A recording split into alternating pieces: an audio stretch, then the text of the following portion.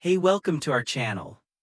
Leo Thomas always felt out of place on the top floor of Aliad Enterprises, where the air seemed quieter, the walls shinier, and the people somehow walked faster without making a sound. As an IT technician and a single dad who spent most mornings scrambling to pack school lunches or wiping oatmeal off counters, he never imagined he'd have a reason to stand where executives made million-dollar decisions on a Tuesday afternoon. But when the executive assistant called and reported that Sheikh Malik Ali's computer had crashed during two investor meetings, he knew he had to go immediately. Ignoring the request wasn't an option. The elevator ride felt too long and too bright, giving him too much time to think about Maria, who was home, sick on the couch with a mild fever and a stack of coloring books. He hated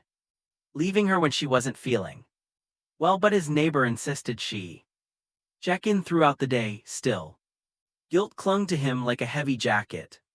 When the elevator doors opened, he stepped onto a hallway lined with black glass walls that reflected his own nervous expression back at him. He adjusted his worn laptop bag and followed the assistant's directions to the Sheikh's private office, trying to breathe normally, trying not to imagine worst-case scenarios of him accidentally deleting some billion-dollar file. Elfid's office door was open when he arrived, but the man himself wasn't inside. The room surprised him. Instead of the intimidating space he expected, the walls were warm with soft lighting and understated artwork, and floor toseling windows washed everything in natural light. His desk was sleek and organized, with only a laptop, notebook, and a small potted plant that looked far too delicate to match the Sheikh's imposing reputation. Leo moved toward the desk and powered on the computer, ready to run the usual diagnostics. After a few minutes, the machine flickered to life, then blinked, and a thumbnail preview popped onto the screen. He didn't mean to look at it. It appeared faster than he could turn his eyes away. The photo was of a man sitting near a desert oasis under bright sunlight. He wasn't posing. He wasn't polished like the business magazine profiles Leo had seen of Malik. He looked natural, thoughtful, almost peaceful. The traditional white gutra he usually wore loosened around his shoulders. The system shut down again before Leo could process it, leaving him blinking at the blank screen with the faint impression of that expression still warm in his mind. He didn't have time to breathe before he heard soft, deliberate footsteps behind him. He turned, startled, as Malik Alfi had walked and holding a tablet, wearing a crisp, tailored white thick height and broad shoulders, his dark agal resting perfectly atop his headscarf. He had the kind of posture that reminded Leo why everyone on the lower floor spoke his name with a mix of reverence and fear. Malik was calm, collected, and had that quiet presence that made everyone else straighten their backs. His dark eyes landed on Leo, then the computer, and then the paused, uncertain look on Leo's face. Is everything working?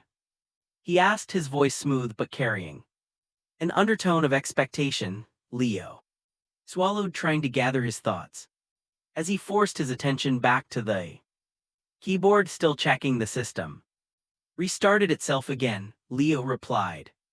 Malik stepped closer, setting his tablet on the desk. This has been happening all week. Investors don't appreciate being disconnected mid-presentation. Leo nodded quickly. I'll make sure it stops. Malik studied him for a moment longer, his gaze sharper than Leo expected. He didn't look irritated, he looked curious. Leo hoped the Sheikh hadn't noticed how thrown off he had been by that accidental glimpse of the photo. He focused on the diagnostics window, trying to act like a man who definitely didn't see something he shouldn't have. But Malik's eyes narrowed slightly, as if he sensed something. Is there a problem? He asked. The question wasn't Harsh, but it was perceptive, Leo felt.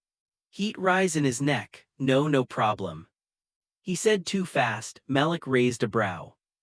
You're sure his silence betrayed him?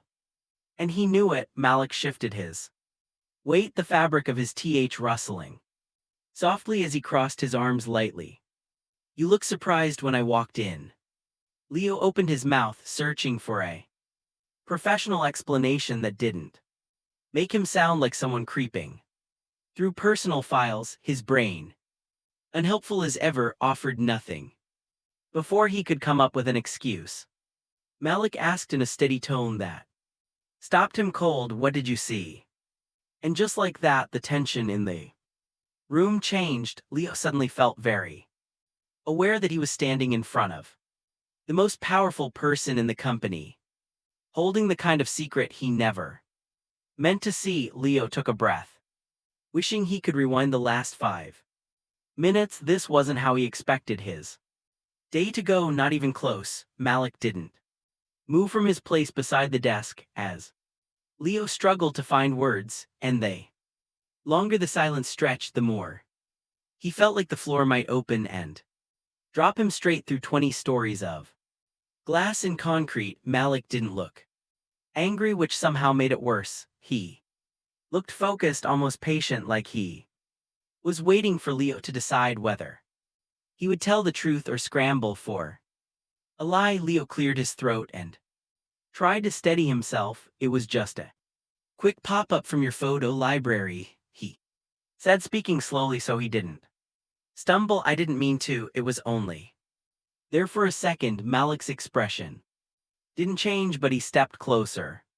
His attention locked on Leo in a way that made his shoulders tense. You saw the picture by the oasis. It wasn't a question, it was a statement from someone who didn't miss details. Leo nodded once, bracing for some version of an executive reprimand, a warning, maybe even security walking him out. Instead, Malik paused, folded his arms, and asked something Leo never would have expected from someone with his polished, controlled image. What did you think of it? The question caught him off guard, so hard that he blinked twice before he could respond. Think of it, he echoed, unsure if this was a trap or a genuine inquiry. Malik tilted his head slightly, measuring his reaction. Yes, you had look on your face when I walked in. You saw it and it meant something to you.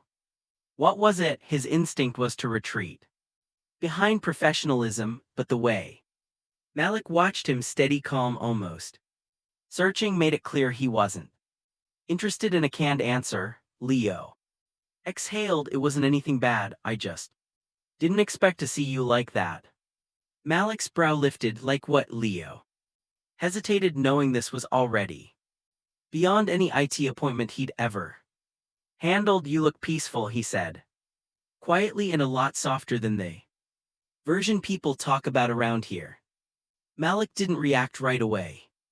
His eyes lowered slightly and he leaned back against the desk as if the words hit somewhere he didn't often let things land. For a moment he didn't speak.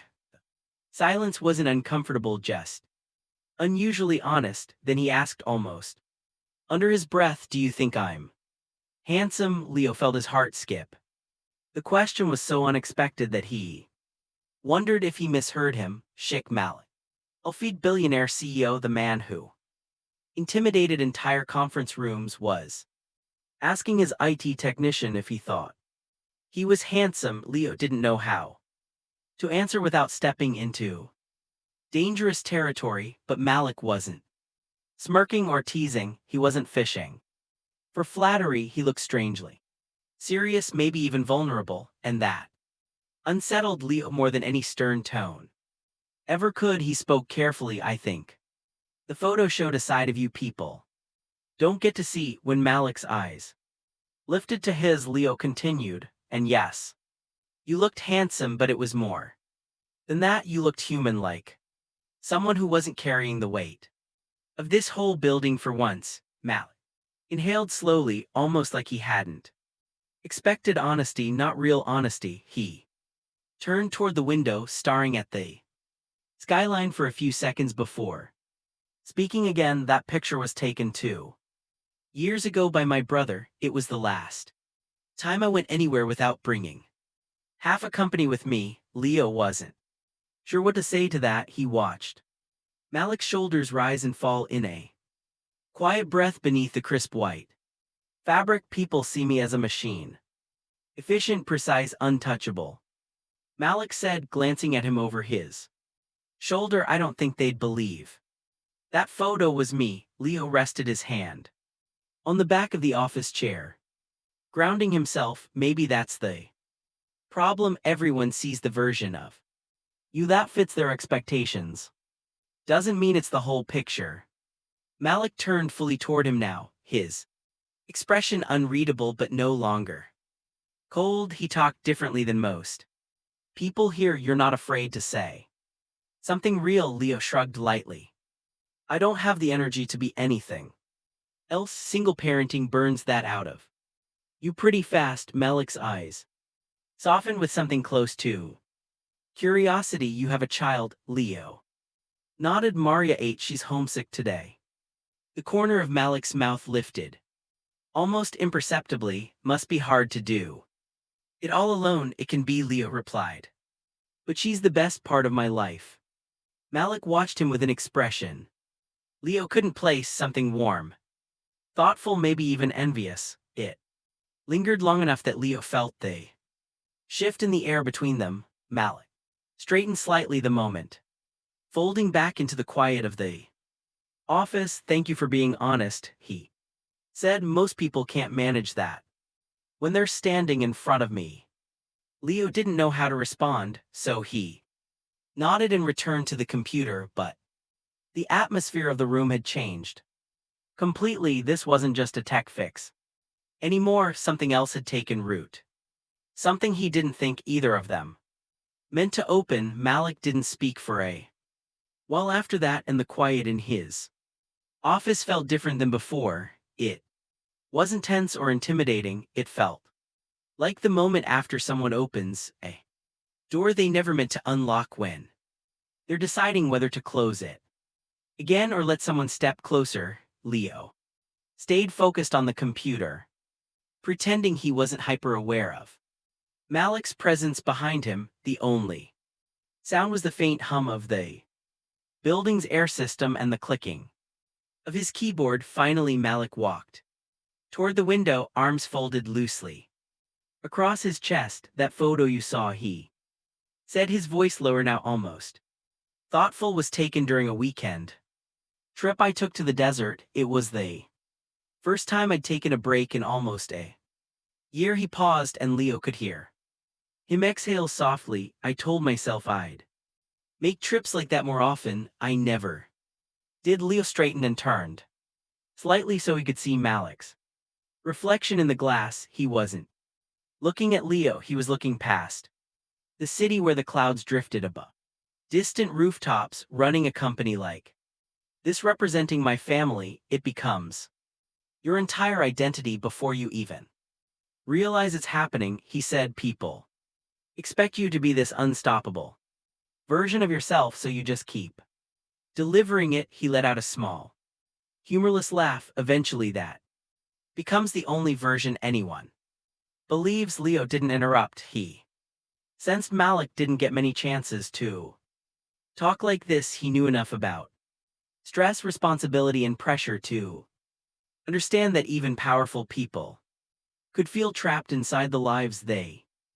built. I get it in a different way, Leo said quietly. When Maria was born, I took on everything: work, daycare, diapers, late-night fevers. I kept telling myself I could handle it all, that I didn't need help. He rubbed the back of his neck. Sometimes I wonder if I got so used to holding everything together that I forgot how to put anything down. Malik turned his head slightly, finally glancing at him over his shoulder. His expression wasn't pity, it was recognition. That sounds familiar, he said. For a moment he looked almost relieved that someone else understood the feeling of being stretched thin without admitting it out loud. He walked back toward his desk, His steps slower now, the flowing movement of his th making him seem regal.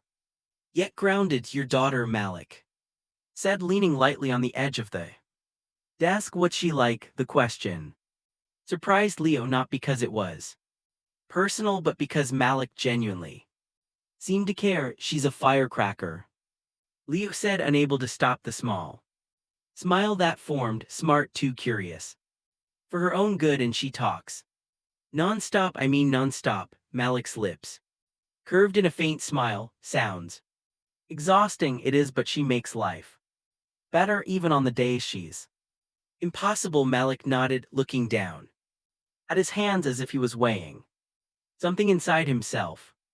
I don't have children. Never thought I had the time or the stability for it. There was a quiet honesty in his tone, something he rarely let slip. But sometimes I wonder what it would have been like to have a little version of life that wasn't tied to boardrooms and deadlines. Leo shifted his weight. You're not as distant as people think, he said before he could stop himself. He expected Malik to bristle at that, but he didn't. He looked up, studying Leo with that calm intensity that made him feel seen in a way he didn't expect from someone like him. And you're not as invisible as you think, Malik replied. The words struck Leo with surprising force. He wasn't used to being noticed beyond his job title, not by anyone in this building, especially not by him. Leo cleared his throat and returned his focus to the computer. The system crash came from corrupted startup files. I'm repairing them now. Should prevent the automatic shutdown. Malik watched him work moment before speaking again. You speak plainly. People don't do that with me. They're either afraid of upsetting me or trying to impress me. Leo gave a small shrug. I don't have the energy to pretend I'm someone I'm not. Life's too full for that. Malik's expression softened in a way Leo hadn't seen before, as if he wanted to say something but wasn't sure he should. When the computer rebooted smoothly, Leo stepped back. Should be good now. No more surprise shutdowns. Malik nodded, but he didn't look at the computer. He looked at Leo, quiet and steady. Thank you, not just for fixing it. The air between them warmed, subtle but unmistakable. Something had shifted. Something small but significant. Connection neither of them had planned. Built from honesty neither of them saw coming. Malik didn't return to his usual polished posture or clipped efficient tone after Leo finished the repair.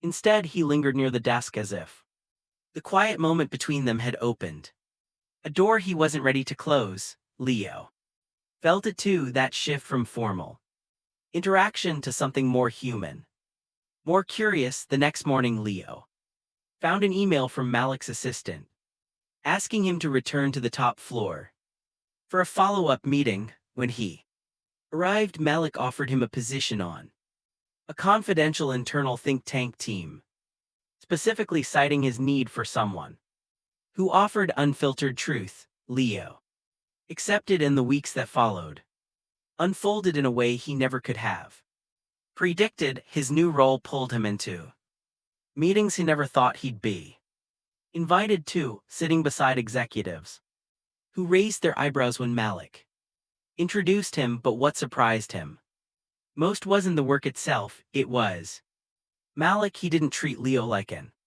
employee dropped into the deep end. He treated him like someone whose voice mattered. Their conversations drifted into personal territory so naturally that neither of them seemed to notice.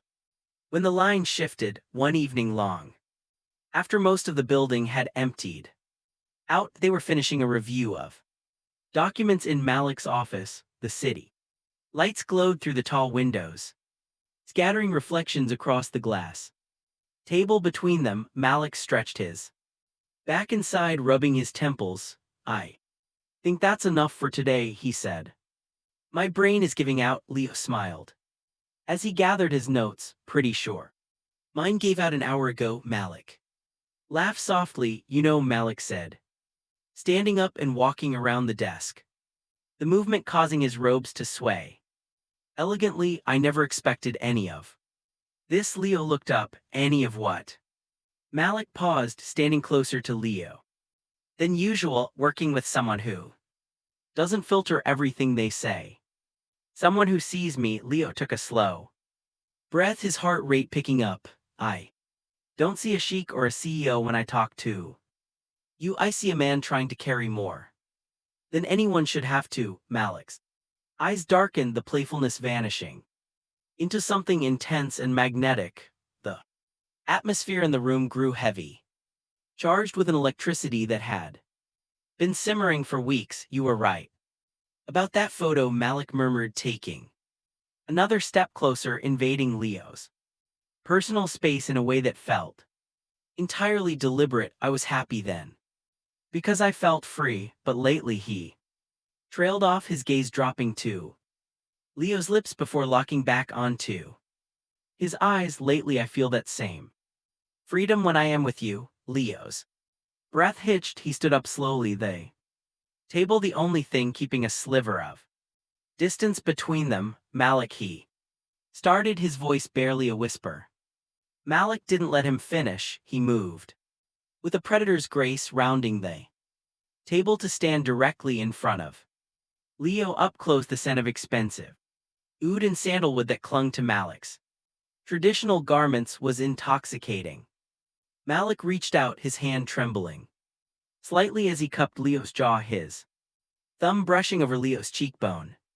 Do you remember when I asked if you thought I was handsome? Malik asked, his voice low and rough, sending a shiver down Leo's spine. Leo couldn't look away. Yes, you never really answered, Malik whispered, tilting his head, his dark eyes searching Leo's soul. You said I looked human, but I need to know, do you want me? Leo felt his resolve crumble under the weight of Malik's desire.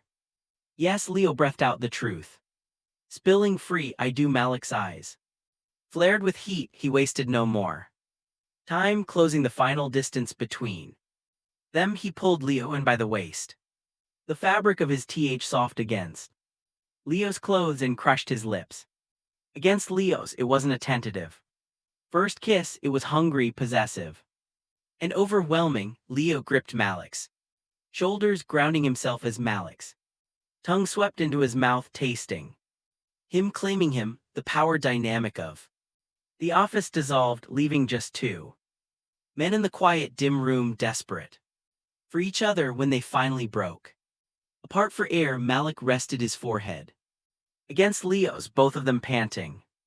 You are not leaving tonight, Malik murmured against his lips, his hands sliding down to grip Leo's hips firmly. I have spent too many years being lonely at the top. I am done being alone. Leo looked into the eyes of the man who ruled an empire and saw only the man who wanted him. I'm not going anywhere, Leo promised, pulling Malik back in for another kiss, knowing that life as he knew it had just changed forever. Please like, comment, and subscribe to our channel.